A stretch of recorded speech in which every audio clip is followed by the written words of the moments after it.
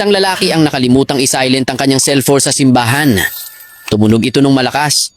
May mga taong nagbulungan, humusga. Pati ang pare, pinagalitan siya. Dahil sa sobrang hiya, umalis siyang mabigat ang loob. Kinagabihan, pumunta siya sa isang bar. Dahil malungkot at lutang ang isip, aksidente niyang nabasag ang isang baso. Sabi ng waiter, "Okay lang po sir, ako na maglilinis." Dagdag naman ng bartender, "Huwag kayong mag-alala, nangyari talaga yan." May isa pang customer na inalok siya ng inumin. At sabi ng manager, "Huwag kang ma-stress, lahat tayo nagkakamali.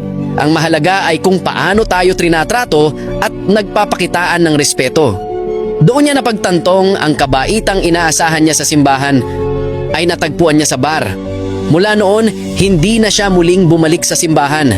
Dahil minsan, ang tinatawag nating mga makasalanan ang mas may puso kaysa sa mga nagsasabing sila ay banal.